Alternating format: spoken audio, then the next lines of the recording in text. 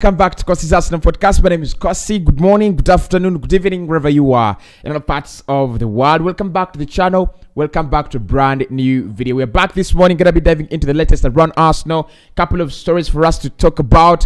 Look, Mikel Arteta wants at least three players in January, according to the Ghana blog. He wants to compete for every silverware available. Kylian Mbappe is available in January, right? So he's told PSG apparently that he wants to leave. And I'm asking the question in the poll section right now. Should Arsenal try to sign Kylian Mbappe? I asked you on the community tab and your answers were absolutely outrageous. You people told me you don't want Kylian Mbappe. Are you serious? So I'm giving you another chance on this live stream right now. Go to the comment section. If you want Kylian Mbappe, type yes. If you do not want Kylian Mbappe, type no to Kylian Mbappe. And in the poll section, you have a chance to vote for yes or no. Should Arsenal try to sign Kylian Mbappe? Now, Martinelli is also asking for around 200k per week. That is what is being reported. That the new contract for Gabriel Martinelli could see him earn up to £200,000 per week. We'll be talking about that and a few other stories from Fabrizio Romano and a couple of other transfer rumors as well. Hit the like button for me. I need 300 likes on this one. Subscribe to the podcast. We're very close to 60,000 subscribers. And I'm going to say, guys, thank you so much.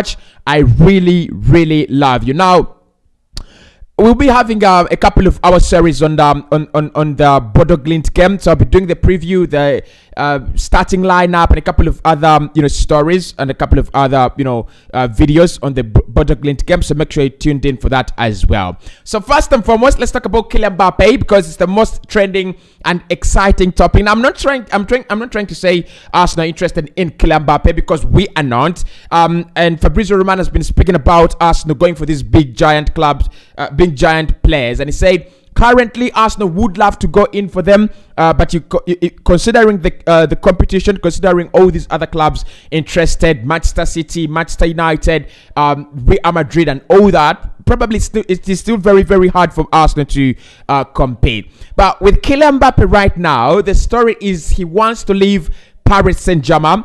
I doubt Real Madrid will want to sign him after being betrayed like that. Liverpool, Manchester United, and Manchester City probably, I don't know, but Manchester City as well, could be the clubs that are front runners to sign him in January. That is if he decides to leave.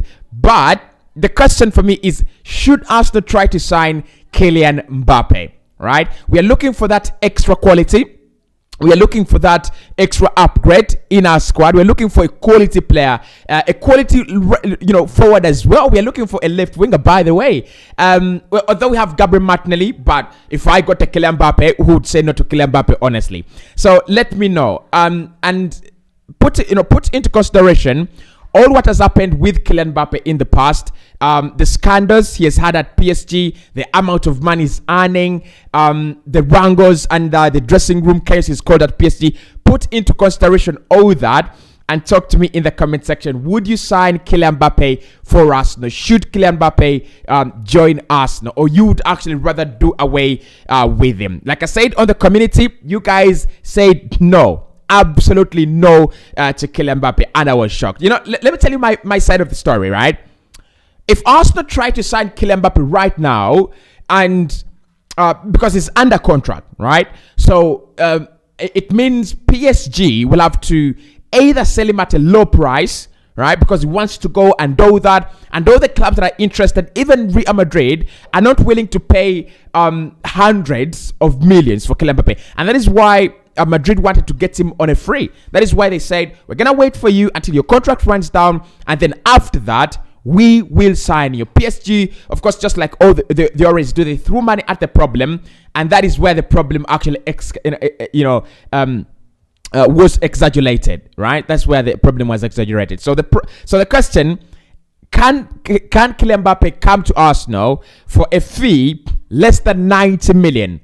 If he's available for 80, I'll check him. if he's available for 90, I think I would say Arsenal spend 90 million on Kylian Mbappe. Because remember last summer, just in the recent summer, we were willing to spend over 60 million on Rafinha. And for me, Kylian Mbappe is miles ahead of Rafinha. Yes, he might be overrated. I might not rate him that much, by the way. Like I rate the likes of Ousmane Dembele, but again, Kylian Mbappe, what he's done with France, with Paris Saint-Germain, and at his age, we need to agree he's one of the best players right now on the planet. So I'll take him for 80 to 90 million, and that's never going to happen. If he's going to leave PSG, it's going to be in the hundreds of millions. That is one no for me. If it's hundreds of millions, Arsenal should spend our money better. Now, the second one is the wages. We have had the rumor that is earning close to almost €1 million per week. That is what we've had. That is earning almost close to €1 million per week. So literally, that is combining Saka's new salary plus Martinelli's estimated new salary plus Saliba's estimated new salary plus Partey's salary plus Gabriel's salary. 5 Arsenal players need to be combined, right now. I don't think any 5 Arsenal players actually pay his salary, but 5 Arsenal players, if their contracts are upgraded to earn 200k per week, will have to be combined to pay one player in Kylian Mbappe. And I think that is where many clubs for me are going to say, yeah, you're good, but we are not giving you this amount of money. What was he thinking signing that contract? What were PSG thinking giving him that contract? Yes, it is a short-term deal, 2-year, 3-year deal, but it's ridiculous. It's absolutely ridiculous. But anyway, as a footballer, forgetting all the money, because money is not one thing we do well with as Arsenal. But focusing on the football, I would take Kylian Mbappe. I would honestly take Kylian Mbappe. And I want to get your thoughts in the comment section below. Would you take Kylian Mbappe? Now, Arsenal could be looking to create their own Kylian Mbappe in Gabriel Martinelli. I'm talking money-wise. So according to rumors coming out of very, very credible sources, Gabriel Martinelli could be set to sign a new contract worth £200,000 per week. 200k per week in pounds. So, and this is where I wanted to bring it to the live stream, because I was going to do this story yesterday, and then I decided probably since I wasn't able, let us do it live today. Should Gabriel Martinelli earn 200k per week? We've talked about it on Bukayo Saka, and most of you told me why. Because listen, he's a good guy, he's a good player, he's a good lad. If we can give him 200k per week, I think he deserves it. And then I said, all right, if you people feel he deserves it, let's wait and see. So another player that is apparently lined up for a 200k per week contract is Gabriel Martinelli, and I 100% strongly disagree with this decision. If Arsenal pay him 200k per week, this is gonna be a problem, and this is the reason. If you give Martinelli 200k per week, how much are you gonna pay Saliba? How much are you going to pay Odegaard if you renew his contract? How much will you pay Penway, because he's even English? How much are you going to pay him to renew his contract? That is the first question I'm looking at here. If you pay all these ridiculous wages to these young players, within in a team of young players, you're actually you're motivating other players to do well, which is very good. But are you willing to pay 200k per week to more than 5 players? I don't think Arsenal are ready. I don't think we are there. I don't think we're at that stage where 5 players will be earning 200k per week. Now, this is why I think Gabriel Martinelli should not earn 200k per week right now. His current contract is around 40k per week. For me, it's at most it should be tripled, and that is 120k per week. At most, it should be tripled, because if you give him 200k per week right now, it's the same problem with Saka. If you give them 200k per week right now, what that creates is, in the next 4 years, when you want to renew their deals, how much are you going to give them? If you give them 200k at 21 years of age, at 25, how much are you going to give them? Because there is no question, Martinelli is going to get better, Saka is going to get better, Saliba is going to get better. Odegaard is going to get better. And every young player at Arsenal, apart from Lokonga right now, is showing a positive trajectory in terms of improvement. Apart from Lokonga only. All right? Be it Nuno Tavares at Marseille, be it Austin Trusty at Birmingham, be it Matt Turner right now, every player at Arsenal is showing a positive trajectory. The curve is climbing. The curve is not declining in terms of improvement. So the big question here, lads, is how exactly do you handle this? How exactly do you respond to this? In the next 4 years, if they're earning 200k and they've become superstars, are you going to give them 300k per week, 400k? I don't think Arsenal will be able to pay 400k per week to 10 players or to 5 players.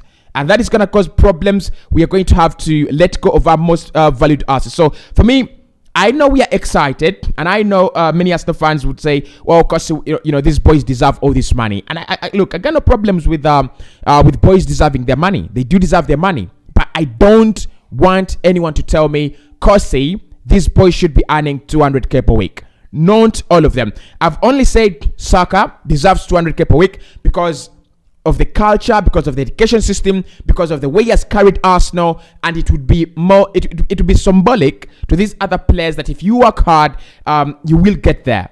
But Martinelli, 200k per week for the football we've seen for 1.5 years, no, I strongly disagree. 200k per week is what Kylian Mbappe should be honestly earning. 200k per week is what, for me, Ronaldo and Messi should be honestly earning if the prices and salaries are not overpaid.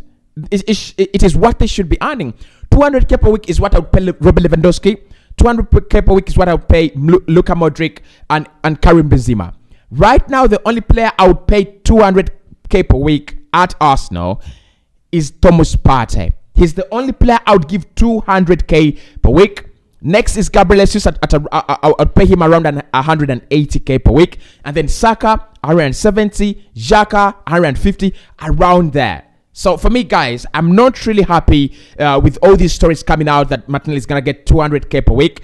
I'm not happy with that. It's the same situation PSG have created for themselves, right? So I don't think Arsenal should. We are not that desperate, first and foremost. And I believe Martinelli will want to stay at Arsenal. Yes, he's going to look at Saka and he's going to say, I've worked hard to get to the level where Saka is, but he's not yet there. He's not one player of the year for Arsenal twice consecutively. The last player to have done that before Saka was Thierry Henry.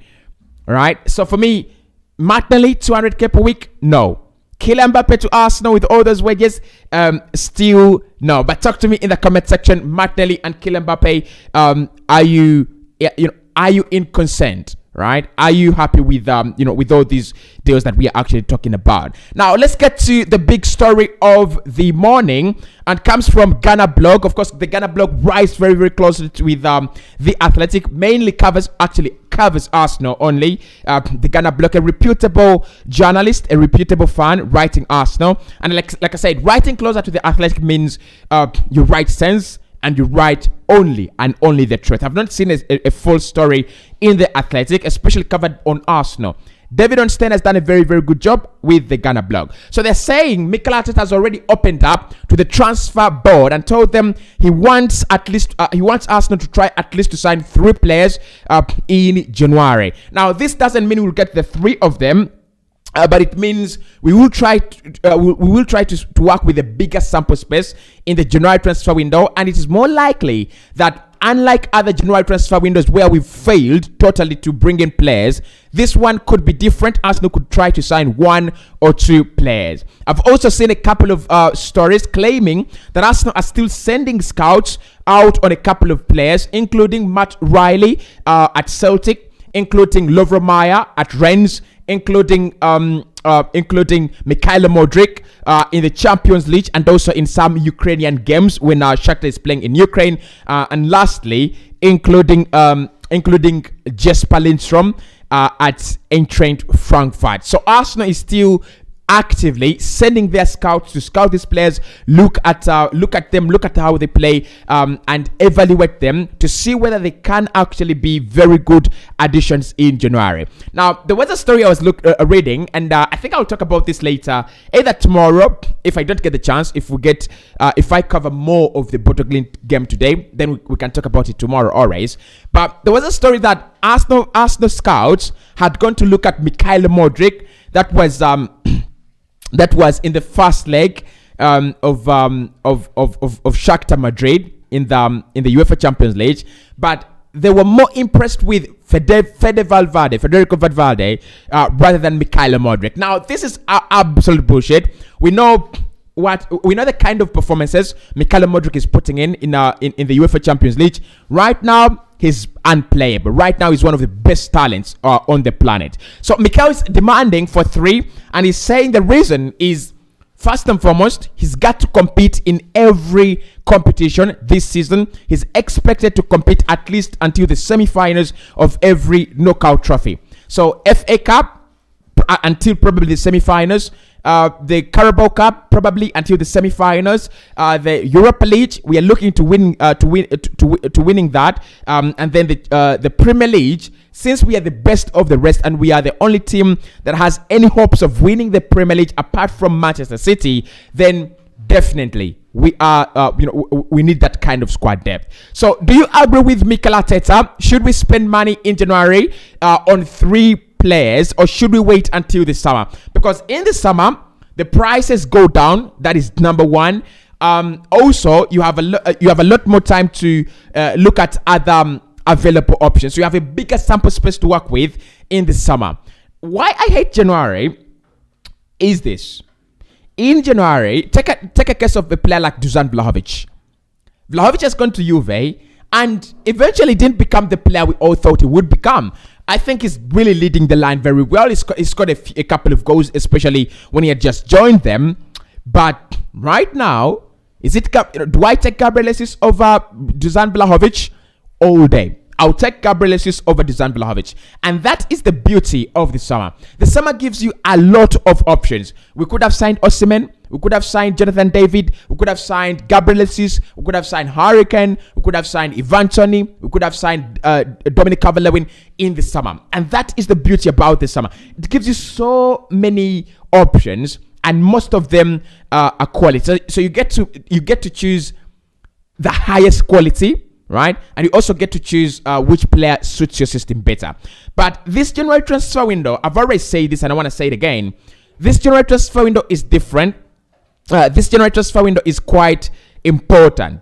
In terms of importance, in terms of how teams are going to be acting, it's going to be absolutely and totally different. First and foremost, you have a club like Arsenal that was never thought of challenging for any silverware this season, and we are competing for a quadruple right now. It's a quadruple. If you can challenge Manchester City in the league, winning every game, right? Winning every game, definitely you can compete for the quadruple.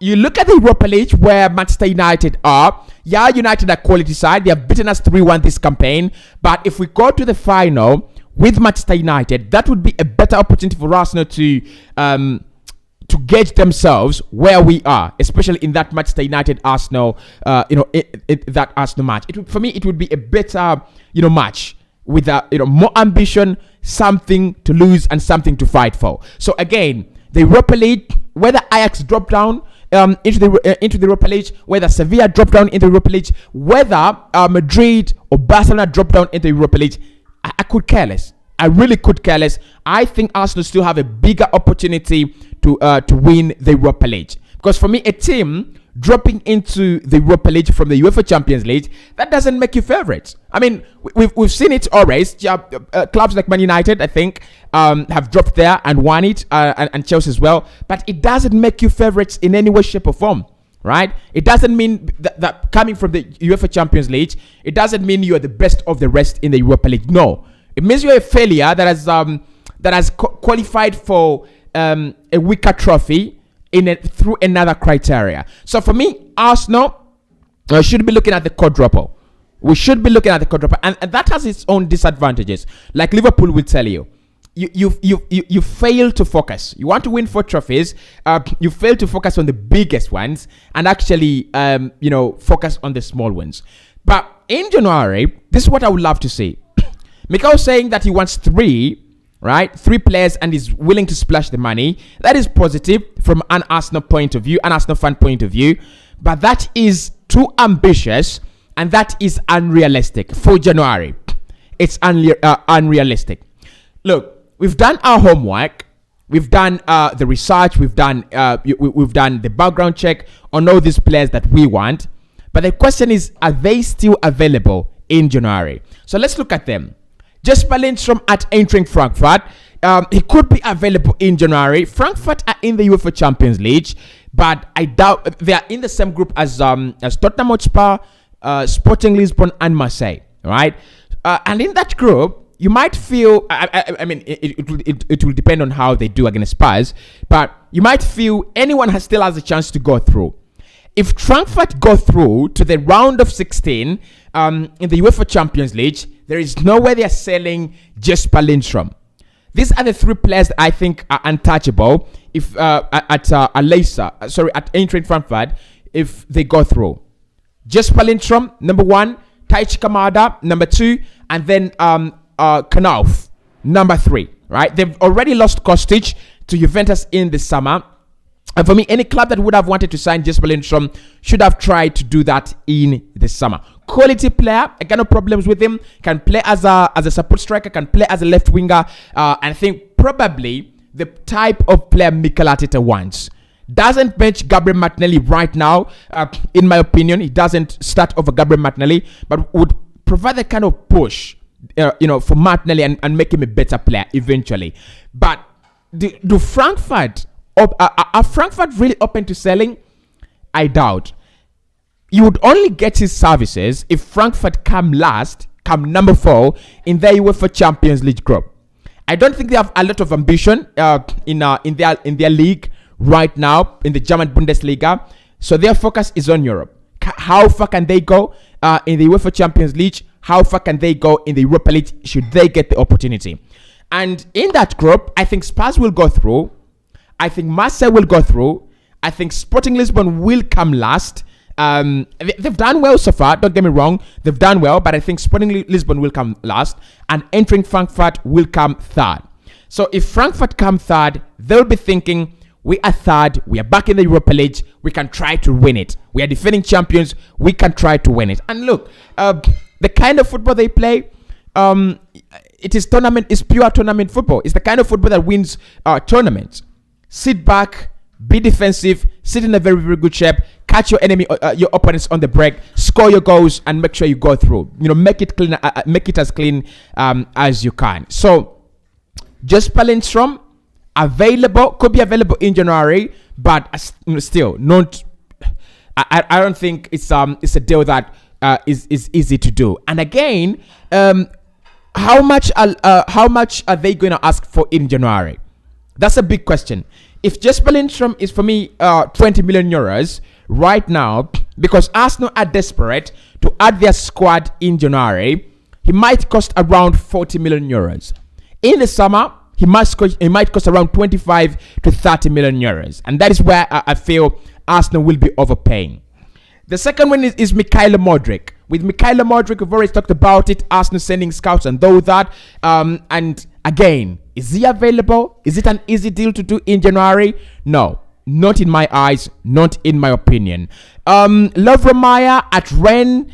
I don't know what Rennes. I don't know what Rene's ambitions are for the campaign. I don't really follow them. And I don't watch the French League One anymore. It's kind of boring. It's one of those. It's a farmers' league, not a farmers' league because of PSG, but their football is just lacks that quality. Honestly, their football just lacks that quality. It's not the money, it's the quality. Right? You compare them to the Italian Serie A. You compare them to the Spanish La Liga. Their football is boring and it lacks real quality. But Lovro Maguire, probably one that Arsenal could look at and say we can get him. And also Matt Riley at Celtic. Celtic tend to be open to selling in January. They don't have a problem. So if you want to get him through the door, you can. Danilo as well in January. I've had Fabrizio Romano say, keep your eyes on Danilo. Arsenal still interested. So if Danilo is another player we want, are we going to easily get him in January? Or it's going to be more easier in the summer? Again, that's a very, very big question. So it would be quite ambitious for Arsenal to try to sign 3 in the summer, but not wrong. And this is where I want you guys to get me right. It's ambitious. It's not wrong, in my opinion. So if Mikel decides to go for 3 and gets 2, I think that's a very, very big job done, right? If he gets 2, if he gets a winger and a midfielder, it's a big job done. If he gets 1, listen, if he gets 1 with the arrival of El Neni from injury, we have Reece Nelson as well in those areas. If we were to get 1, I would say we go for a winger. Yeah, if we were to get 1, I would say we go for a winger. But again, a winger in January, how many quality wingers can you get? Kylian Mbappe. I'm kidding. But how many quality wingers can you get in January? Apart from Mikhail Modric. Because with Modric, we are not yet sure. Yeah, probably Cody Gakpo. As well, there's a latest story around Cody Gakpo that I want us to talk about probably in the next video. But he doesn't want to sign for a small team like Leeds United. He wants to sign for a bigger team: Madrid, Bayern, United, Arsenal, and all that, all those clubs in that category. So let's wait and see. So Ghana Blog says Mikel ready to pull out the checkbook and splash the cash. Should he have the opportunity in January, should he have all these players that he wants to sign?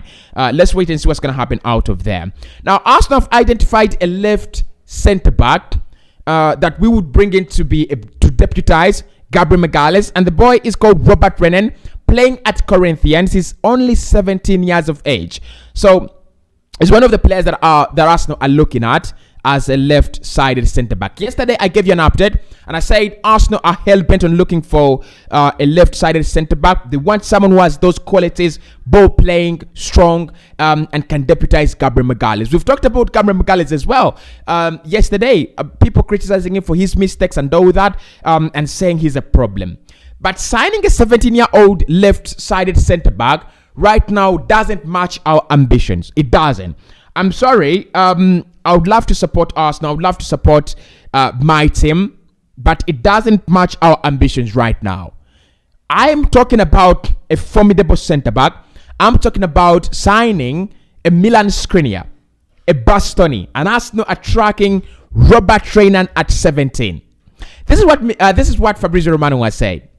Arsenal's young project is still continuing. They're still scouting more young players, more young talents across the world. So that is not going to change. But currently, and this is according to me, currently, right, although the likes of Fabrizio Romano are actually impressed with what Arsenal have done, I am not impressed, right? I'm not yet impressed with all these, 17-year-olds. We need to change the tide. Right, the tide is changing, so the captain must now change the boat according to the waves.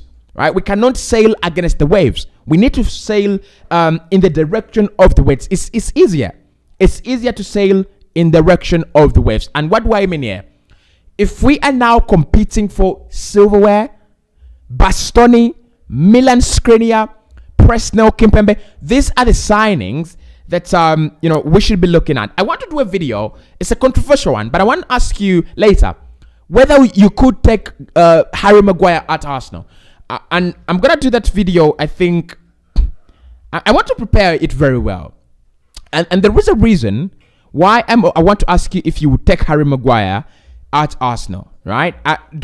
Don't start in the comment section. Don't start right now. But I'm talking about those huge centre backs. Right now, I think Maguire can be revived.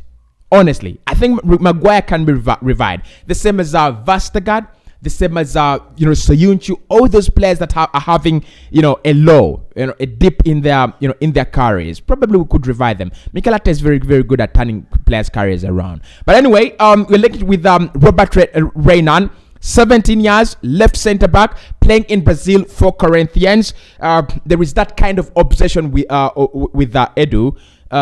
With Brazilian players, he loves them so much, and he will try to sign anyone, available. The other story is that a new striker option cannot be ruled out for Arsenal. We are looking at a couple of them. Ivan Toney is one player that Arsenal are looking at, and also I think Taremi at FC Porto is the other striker we are looking at. I think we need another striker. This one is a no-brainer. If Arsenal decided to go for another striker, I'm in agreement. I would be in agreement if Arsenal decided that we need another striker and we would need to sign in one. As long as they have different attributes, as long as they have, this kind of, different structure to Gabriel Jesus. Jesus has done very well, in my opinion, but for me, taking off Jesus and bringing Edin Ketia is more of a like-for-like substitution. I would love to take off Martinelli and bring on Edin Ketia, then take off Gabriel Jesus and bring on a Victor Osimhen, or bring on a player like Dominic Calvert-Lewin, right? One that can head the ball, one that can act as that board, just like you'd see Skamaka. And that's why I wanted us to sign Skamaka, because with Skamaka you have a very different prototype to what you have in Gabriel Jesus. But I'm not trying to say Gabriel Jesus is not good. Don't get me wrong. I would love a different prototype. I would love a different type of striker up front. So that is what we're talking about this early morning. So let's react to your comments, especially about Kylian Mbappe. Now, don't be angry with Kylian Mbappe. He's not given himself that contract. By the way, I know the footballing world is angry with Kylian Mbappe, but he's not given himself that contract, honestly. And also, should Gabriel Martinelli earn 200k per week? And how many signings do you want in January? All that should be in the comment section. If you have not subscribed, make sure you have subscribed to be able to comment. Wilson says, "Good morning. How are you doing? Hope you're doing well, Wilson." I'm doing well as well, by the way. I'm doing well as well. Okay, so let's run through some of your comments. Dixon says, isn't Tielemans available? Since Leicester knows that in the summer he will leave for free, they will be ready to sell him in January. Why can't Arteta go back and bring him? I think Yuri Tielemans will be available, and he is still available. But it is a question whether Leicester City would rather keep him. Right? It's a question whether they would rather keep him and lose him on a free. Because right now, if Leicester sell him, they are stupid. Honestly, they are silly. It's a silly decision if they sell him. This is my reason. They cannot afford to lose another person, not player, but another person. They cannot lose. They cannot even afford to lose their worst player in Joe Ward. They cannot afford. So for me, Tielemans is a free in the summer. It's one of those prospects that you will sign for free in the summer, but not really in January. Richard says, we love you, mister. Thanks for the good work. Thank you so much, Richard. Anu says, I won't stop spending big. I won't support spending big in January, but if Arsenal can get loan deals, that will be okay. Yeah, there is a disadvantage on spending big in January. At times you're signing half-season wonders, by the way. Have you realized? At times you're signing half-season wonders and you're saying, for example, if we had signed Darwin Núñez in January, that would have been quite a big mistake. Yeah, that could have been a big mistake. And I'm one of the people who are shouting up and down, oh, Darwin Núñez is available. Why aren't we signing him? It would have been a very big mistake. And I take back my words. Martinelli should earn 100 to 150k per week, says Angelo. Sunday says, in my opinion, if we are going to sign new players, it should be a left centre back. Piero at Leverkusen, left winger Mikhail Modric or Cody Gakpo, and CDM Douglas Costa. Thank you so much. Isma says, live in Kenya, Nairobi. Oh wow, thank you so much, Isma, for watching. And he says, we have moved from the Black November, so why can't we spend in January? Oh yeah, but look, Our dark November is still there. We have 4 games in November. Yeah, we have 4 games in November, so we are not entirely free. But we have Chelsea, we have Wolves. Those are fixtures that in the past have actually proven to be problematic for us, no, isn't it? But I don't think we have so many big important fixtures in November. I'm not against spending in January, but I'm against wasting money, right? Because you don't have a big sample space to work with in January. Kamara says, at the moment, Cossy, we have to do the best for us not to lose these young players. Even if it means giving them 200k deals per week, which could actually sabotage the dressing room. I disagree there. Hamad says, tell me about Arsenal transfer news. Mohamed says, win EPL and we'll be okay. Dixon says, Arteta is right. Arsenal needs other players in January because we need the squad depth, which might affect the team at the end, especially when we get injuries. Okay, Snow says, because I've no problem with the wages of Gabi, but will he be consistent in performance? I think it's a question you have to ask of all young players. The consistency is not something that you can predict. It is something that, you work for it, right? You work for it. Look at Saka. Saka, no one thought Saka would be that consistent. But he worked hard. You look at the likes of Ben White. They're working hard. You look at the likes of Ramsdale. They're working hard. So for me, consistency is not ascribed. Consistency is a matter of, working hard. Okay, I want to get to that point where we were talking about Kylian Mbappe. Okay, let's see. Okay, Dixon, first and foremost, says, to me, if there is any chance of him coming to Arsenal, let him come, or if Arsenal can afford him, we should sign Kylian Mbappe. That's according to Dixon, number 1. Cabs says, everyone wants Mbappe, but can't splash this money on one player. Arsenal rather spend this money on 3 good players. Very good reasoning. I think look, I think you're doing like some kind of accounting cost, because that's a very, very good idea. Andrew says, we need him. Isma says, Cossy, let Mbappe come because we need this kind of we need this time the Premier League and play in the UEFA Champions League as well. Brian says we can't afford Mbappe, man. Isma says we need him. Wilson says I think it's going to bring chaos in the dressing room in the team. Isma says most clubs in the league do spend. Please give him. Okay. And then Majo says, guys, Mbappe should come to us, no? To be honest. Jackson says, Mbappe is better, but we don't have the money. Majo says, yeah, and that's the big problem with this deal. Isma says, Cossy, look at the future of the team. Please let the management increase everyone's salary. Look, I'm not against players' salaries being increased.